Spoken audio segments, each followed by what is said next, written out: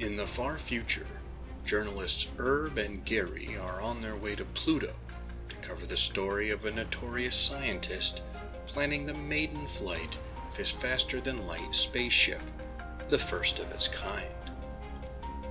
On the way, they discover a drifting, derelict ship with one survivor, a young woman named Caroline Martin, a researcher who has survived centuries in space by putting herself into suspended animation. When they all arrive on Pluto, they discover everything is on hold because of a unique signal being received from far outside the galaxy. With help from Caroline, the message is decoded as a type of telepathic distress call being sent through what we would think of as a quantum entanglement broadcast set up by a civilization of aliens named the Cosmic Engineers. Though advanced, they need help because of two rapidly approaching crises. One, their ancient enemies called the Hellhounds of Space are turning the tide in a prolonged conflict. And two, an impending collision with another universe threatens the annihilation of all reality. Caroline Martin and everyone else on the Pluto base take up the call and prepare to add their resources to aid the goals of the Cosmic Engineers.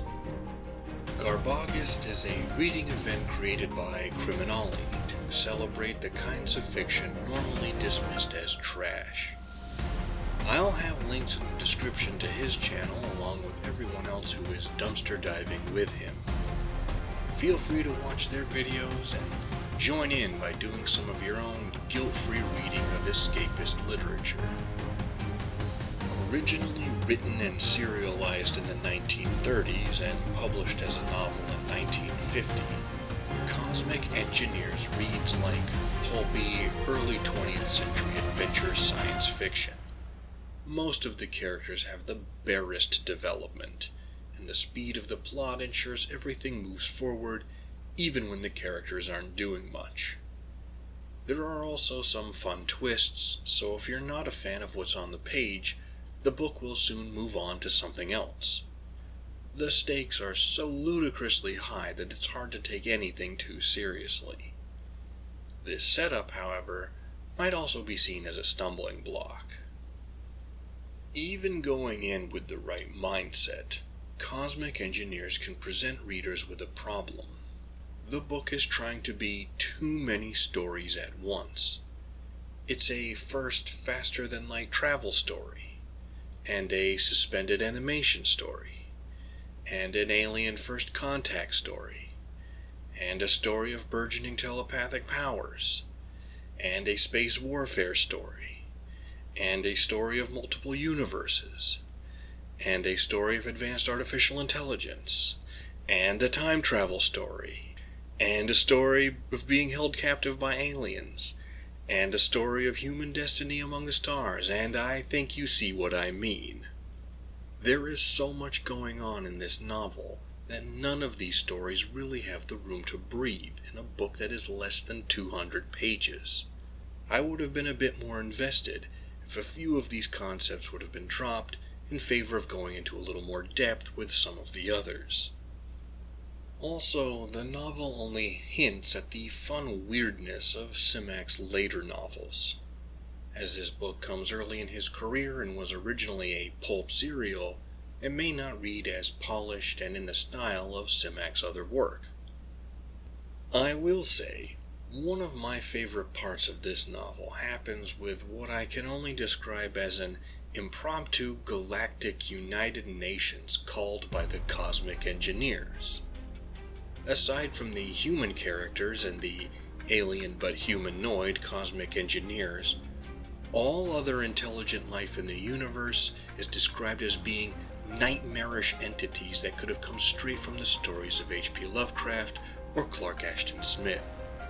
I found it entertaining that Simak's vision of the universe is one mostly populated by cosmic horrors who are barely intelligible to the human mind and fill our protagonists with revulsion.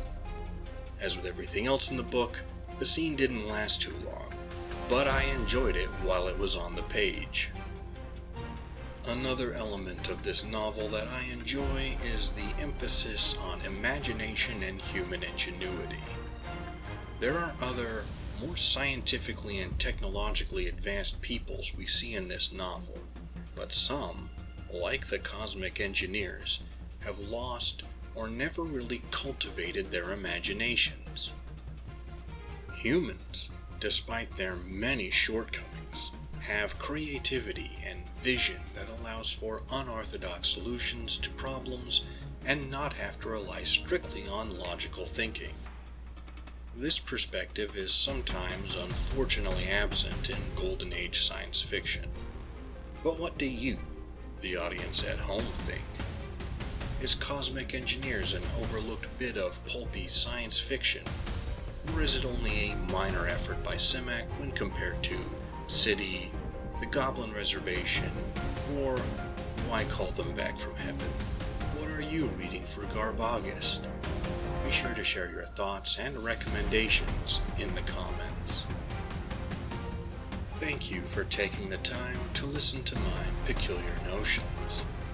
If you appreciate this channel and want to support it, you know what to do. You can also take a moment to like, comment, share, and subscribe to the channel of another YouTube creator you enjoy, or the algorithm will send them to Pluto. Until next time, read some good trash, live, and be well.